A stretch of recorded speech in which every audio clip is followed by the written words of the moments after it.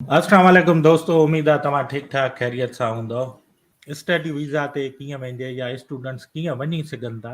आइल्स जी तयारी कई, वीडियोस ॾिठा यूट्यूब फेसबुक ते ऐं दोस्तनि मूंखे इहो ॾुख थींदो, मूंखे पाण दोस्त चवंदा आहिनि त आइल्स कीअं कयूं, कुझु कोन्हे, पैसनि ते थी थिए। मूं पाण फेसबुक तां ॾिसी 2-3 पेजिस आहिनि, उन्हनि खे तव्हां अगरि सही सां फॉलो कयो त सिंधीअ में उन्हनि में वीडियोस पिया आहिनि।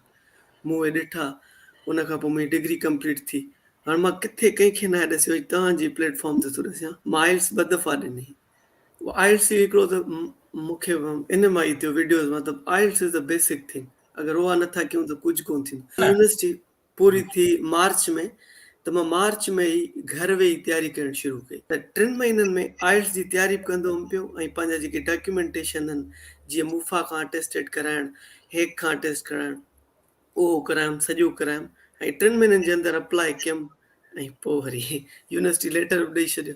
आइल्स तूं करें थो पियो, पर काफ़ी दोस्त मूंखे या असांखे सपोज़ मां ॻोठ में वेठो आहे न, इहो ॿुधा त उन खां पोइ यूनिवर्सिटियुनि खे या प्रोफेसर खे कंहिंखे अप्रोच कयो ॿाहिरि। 2 टाइप जा थींदा आहिनि ऐं मास्टर्स प्रोग्राम। हिकु थींदो आहे रिसर्च बेस्ड ऐं ॿियो रिसर्च बेस्ड न हूंदो आहे, जीअं मुंहिंजो हुयो। माना अच्छा, उहो तव्हां सब्जेक्ट्स खणंदा आहियो, उहे नंढी सब्जेक्ट्स तव्हां पढ़ंदा आहियो। ऐं मोस्ट ऑफ दी स्टूडेंट जेके कैनेडा में अचनि था, उहे इन ते था अचनि, छो जो टीचर खे हिकिड़े खे मेल करणु, उन्हनि खां वठणु तमामु हिकिड़ो ॾुखियो हूंदो। पर असांजा दोस्त आहिनि कुझु कैनेडा में जेके हेल्प कनि वेठा सिंधी स्टूडेंट जी, एडमिशन कराए ॾियणु, टीचर्स वठी ॾियणु, हर शइ करे ॾियणु। पर मां आयुमि हुन प्रोग्राम जे थ्रू। मूं यूनिवर्सिटी खे माना कयो अप्लाई। यूनिवर्सिटी त हर यूनिवर्सिटी पेज ते तव्हां जीअं वेंदव त उते लिखियलु हूंदो आहे वॾनि अखरनि में कॉन्टेक्ट अस। उन ते जीअं क्लिक कंदव त यूनिवर्सिटी हींअर हर यूनिवर्सिटी उते जीअं मेल कंदव न त I want to get admission, just हिकिड़ो mail, I want to get admission, उहे तव्हांखे कॉल कंदा, तव्हां सां सॼो राब्तो कंदा, एडमिशन वठी ॾियण ताईं उहे तव्हां सां कॉन्टेक्ट में हूंदा। उन खां पोइ वरी तव्हांजो कमु स्टार्ट थींदो। तमामु बहितरीनु आहे। दोस्तनि खे ॿुधाईंदो हलां त भाउ मुंहिंजा रिसर्च बेस ऐं हिकिड़ो आम सब्जेक्ट बेस में फ़र्क़ु जी इहो जी बि अथव त के प्रोफेसरनि वटि फंडिंग हूंदी आहे, जेके स्कॉलरशिप ते घुराईंदा आहिनि। त असां हिन सब्जेक्ट ते वधीक रिसर्च कराइण थो चाहियां, उन वटि यूनिवर्सिटीअ जी तरफ़ां फंडिंग हूंदी आहे, त ईअं तव्हां पंहिंजे उन सुपरवाइज़र खे या प्रोफेसर खे अप्रोच करे सघो था। त यूनिवर्सिटी में डिपार्टमेंट में जेका फैकल्टी वेठी आहे, कहिड़ा मेंबर्स आहिनि, त उन्हनि जी लिस्ट में उहा सॼी कॉन्टेक्ट डिटेल्स पई हूंदी अथव। बिलीव कयो, मूंखे मेल बि लिखणु न पियो अचे। त मूं खोले लैपटॉप त मूं चयो छा हाणे हिननि खे लिखां। कॉन्टेक्ट अस में इहो हिकिड़ो ई मूं जुमिलो लिखियो, आई वांट टू गेट एडमिशन। जॾहिं हुननि मूंखे चयो त पंहिंजा डॉक्यूमेंट्स मोकिल, मूं मोकिलिया। सही आहे। त उन खां पोइ वरी मूं वरी सॼी यूनिवर्सिटी रिसर्च कई सॼो।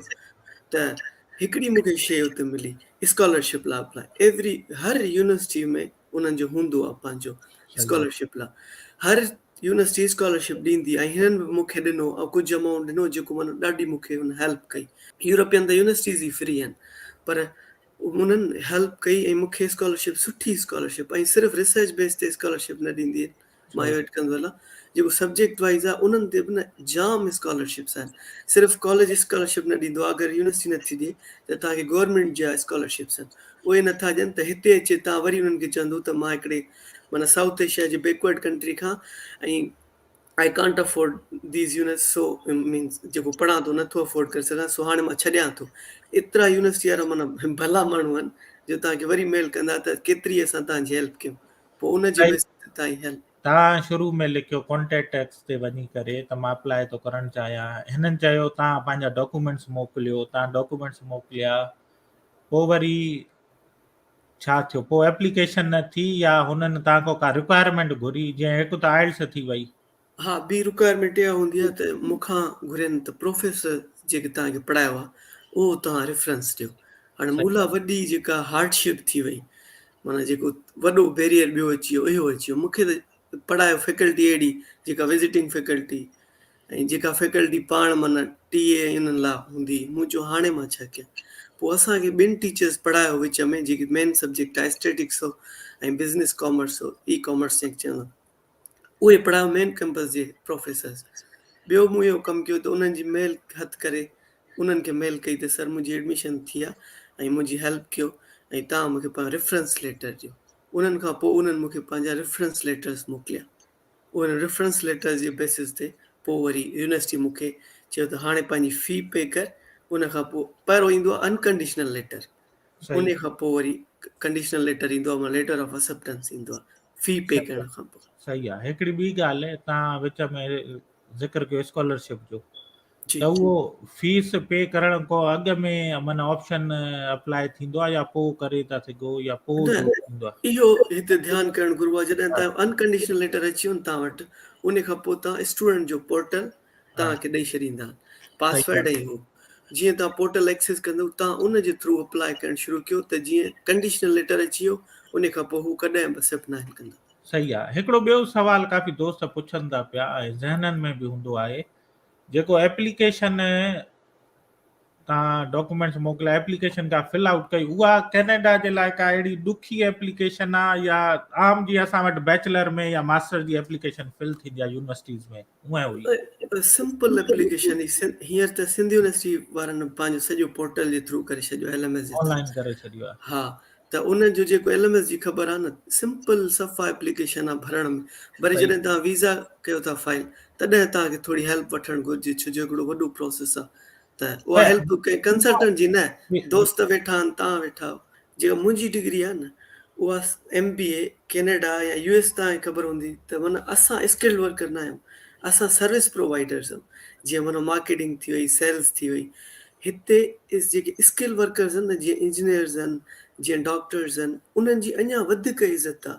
उहे अञा वधीक यूनिवर्सिटीज़ उन्हनि खे अप्रोच कंदियूं आहिनि। सिद्दीक़, हिकिड़ो ॿियो सुवाल मुंहिंजे ज़हन में अचे थो पियो, त आइल्स ठीकु आहे, जंहिं न कई आहे, जंहिंखे एतिरी ॼाण न आहे, उहो त सम्झे थो पहाड़ आहे, कोई लोह जी भित आहे जेका पार ई कोन थींदी।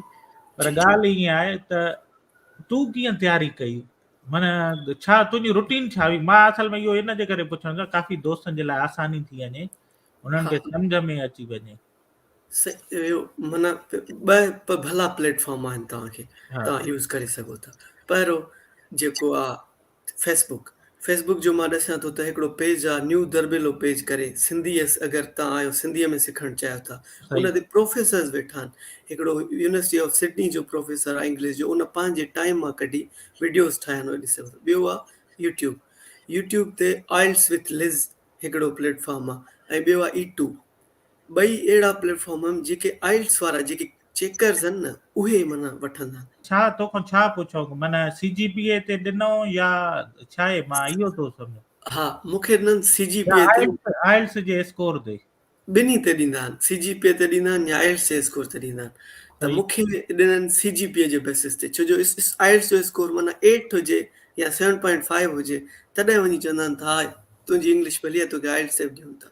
पर मूंखे हिननि ॾिनो हिन जे बेसिस ते, मुंहिंजी 3.8 हुई CGPA। फीस जमा कराए छॾी केतिरी बि हुई, हा उन खां पोइ अची वियो लेटर, हा, लेटर ऑफ एक्सेप्टेंस उहो अची वियो। एक्सेप्टेंस इन हिकु ॾिस, हाणे US में छा चवंदो आहे, I-20 थींदो आहे न, यूनिवर्सिटी में अगरि कंहिं में एडमिशन थींदो आहे त हा तव्हां एलिजिबल आहियो, तव्हां हाणे वीज़ा अप्लाई करे था सघो एम्बेसी में। हा हा, त कैनेडा में कहिड़ो उहो लेटर थींदो आहे? हिते थींदा आहिनि ॿ इहो स्ट्रीम्स, हिते स्ट्रीम्स आहिनि। तव्हांखे अच्छा, अगरि लेटर ऑफ एक्सेप्टेंस अचे थो त ॿ स्ट्रीम्स आहिनि। हिकिड़ी स्ट्रीम आहे SDS, ॿी स्ट्रीम आहे नॉन SDS। सही SDS जो मतिलबु आहे स्टूडेंट डायरेक्ट स्ट्रीम, जंहिंमें तव्हांखे GIC अकाउंट ठाराइणो पवंदो आहे कैनेडियन बैंक में, उन में तव्हांखे $10,000 रखणा पवंदा आहिनि। उहे $10,000 तव्हांजा ब्लॉक अकाउंट में केॾे कोन वेंदा, उहे तव्हांजा ई आहिनि, सही तव्हांखे आहे मिलंदा रहंदा। पर माना गारंटी अकाउंट आहे, त जीअं तव्हां हिते ईंदव त तव्हां वटि रहण लाइ पैसा हूंदा। माना सही तव्हां अगरि नौकिरी नथी मिले त केॾे कोन ईंदो। ॿियो आहे नॉन SDS, उन में तव्हांखे पैसा रखण जी को ज़रूरत कोन्हे, पर उनखे थोरो लेट लॻंदी आहे, छो जो स्टूडेंट्स डायरेक्ट स्ट्रीम न आहे, पर ॿई वीज़ा अप्लाई करे सघो था। ऐं असां तव्हां सिर्फ़ु यूनिवर्सिटीअ जे एक्सेप्टेंस लेटर ते अप्लाई करे सघो था वीज़ा। बैंक स्टेटमेंट जो काथे ईंदी आहे ज़रूरत? लीगल इहो आहे त तव्हांजे भले चाचे, मामे या कंहिं वटि बि अगरि आहिनि न, त उहो की जेको हूंदो आहे, जज हूंदो आहे तव्हांजे हुनजो, त उन खां ॼाणाए सघे थो त असां बिज़नेस में ॿई भाईवार आहियूं, ऐं मां बि हिन जे जेको फीस वीस आहे हुनजो खणा थो, अगरि तव्हांजे पीउ जे माना अकाउंट में पैसा एतिरा न आहिनि त। सही आहे। या तव्हांजो प्लाट आहे किथे, अॼुकल्ह त हर कंहिंजो नंढड़ो नंढड़ो प्लाट ग़रीब त ॿनी बि रखंदो आहे, 2-3 एकड़नि जो, त उनजी हिकिड़ी PBA थींदी आहे, उनजी ॿनीअ जी वैल्यूएशन कंदा आहिनि, त हेतिरनि जी वैल्यूएशन आहे। ऐं इवन तव्हां पाकिस्तान में उहे तव्हांखां पुछंदा आहिनि त तव्हांजी ॿनी केतिरनि पैसनि जी आहे, उहे तव्हां ॾसींदा उन्हनि खे अंगनि में त हेतिरनि जी आहे मुंहिंजी ॿनी, उहे तव्हांखे सर्टिफिकेट ॾींदा आहिनि, उन जे थ्रू तव्हां उहो जमा कराए सघो था त हेतिरी नेटवर्थ असांजे घर। उहो सिर्फ़ु इन लाइ कंदा आहिनि त हीउ छोकिरो सुभाणे हिते क्रिमिनल त कोन थी वेंदो, भॼी त कोन वेंदो। हिकिड़ी माण्हू ई चवंदा आहिनि गारंटी, उहा करण लाइ कंदा ऐं वॾी महिरबानी, लख कुर्बात आहे, ॾाढो मज़ो आयो सिद्दीक़ भाउ। हाणे आहिनि। इजाज़त महिरबानी, वठांसीं मां ऐं भले दोस्तनि जी बि महिरबानी अदा, जेके ॿुधनि था असांखे ॾिसनि था हिन वक़्तु, लख कुर्ब। ऐं वेंदे वेंदे बसि हिकु ई गुज़ारिश कंदो आहियां, शेयर करे छॾिजो, पंहिंजे प्यारनि जो ख़्यालु रखिजो। अलाह हाफ़िज़।